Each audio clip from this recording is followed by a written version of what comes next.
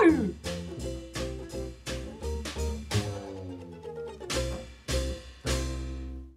I'll just tell you, I was born in Thomas Court. I think I was born at home, because in those days people didn't always go to hospital.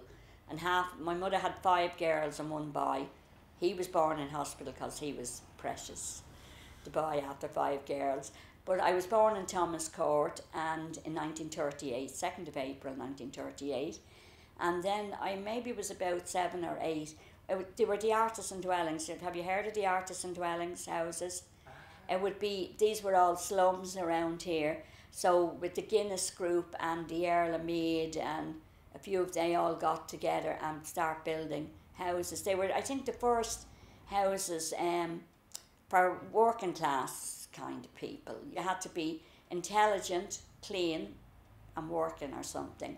So when we got this house then, which was great, we thought we were a bit posh then because but we didn't live in a tenement. We lived in Thomas Court. The artisan dwellings owned them, but you had your own toilet and sink. We lived downstairs and another family lived. So you had half of a big yard and your own sink and toilet.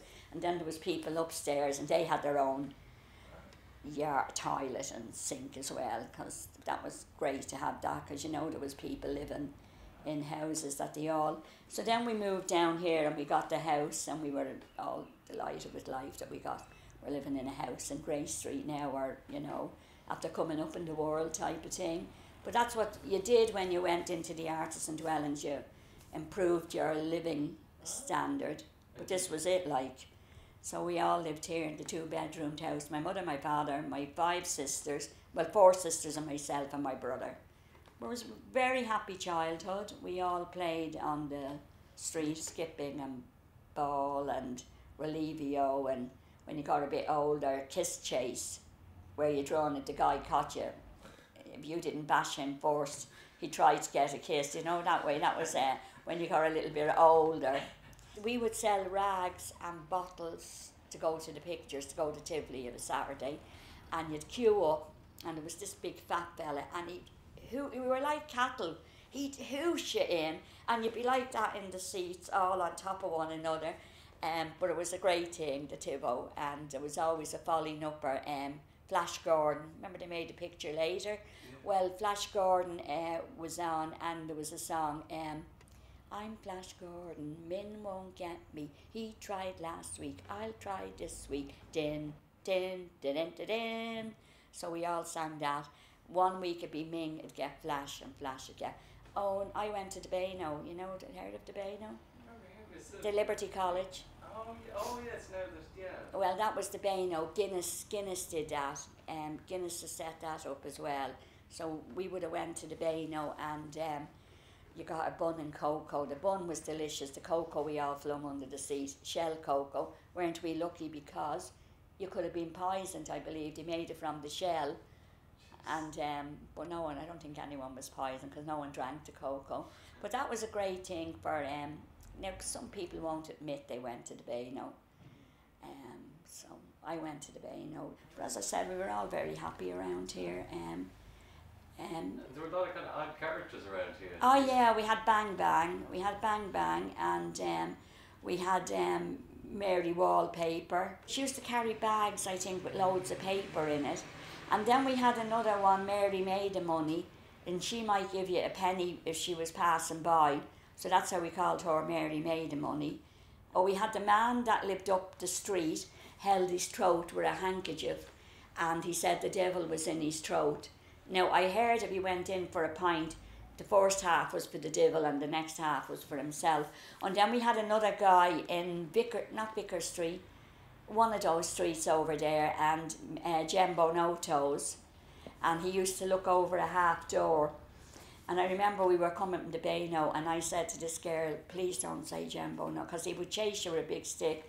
And she swore, no, I won't. We got a little bit past him, and she goes, Jembo No Toes. Next he comes after us was this, and I'm running like, he didn't get us, lucky enough. And then we had this guy used to come down on a bike, and we used to call him Gussie Goose. He would chase you as well. You done all this, just that was your excitement, getting a chase, You You were singing a song or a story the other day. Oh yeah, the Cinderella, yeah. Would you give us a verse to it or? Oh gosh. Well, I always start like this, and I put the real. Well, I have a Dublin accent, but I put the real. If you'll all listen, I'll tell you a story. It's about Cinderella. It's about this moth who had to stay at home because she couldn't get a Bella. She used to clean the house for these ugly sisters. They never even stamped their cars. They were a pair of bleeding twisters. Well, one night when Cinders went off to a ball, and the queen of all the fairies came out of the kitchen wall, she waved her magic wand about and quickly changed the scene, and all of a sudden Cinders was dressed up like a queen. She waved her magic wand again before she did disappear, and a coach made out of glass appeared. It was like a bleeding hearse. But into the coach stepped Cinders, and off she went to the ball. Didn't she cause the right sensation as she walked into the hall? 'Cause Cinders was all dressed up, you see, looking like a top. The lads were all delighted, but the moths, they were kind of browned off. As she made her way down through the hall, she broke nearly every heart. And the prince turned to the bodyguard, said, "Who's the smashing tart?" He asked her up for every dance, but she only gave him 5. The waltz, the foxtrot, the jitterbug, the tango, and of course the jive. He asked her out into the garden, Maya, to listen to the band, but bloody old Egypt, all he did was hold her hand.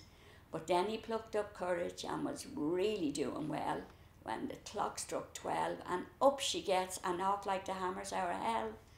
But she lost her little slipper as she ran out of the room. Then she ran along Clonbrassil Street, you know, the shortcut to the Coombe.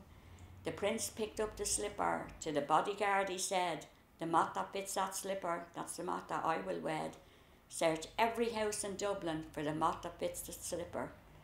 Then bring her back to Francis Street, I'll be waiting in the chipper." The bodyguard set out to try every foot in town. Oh, such a smelly job. Really got him down. But poor old Cinders was the only one successful in the test. And the handsome prince, he married her. And y'all know the rest.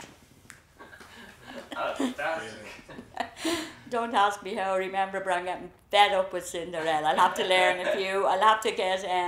the girl that gave it me, that one was originally from Reginald Street, where you're after being. Right. But she's passed away since. But her sister said she has lots more, so I'll have to get a new one because I'm fed up with Cinderella.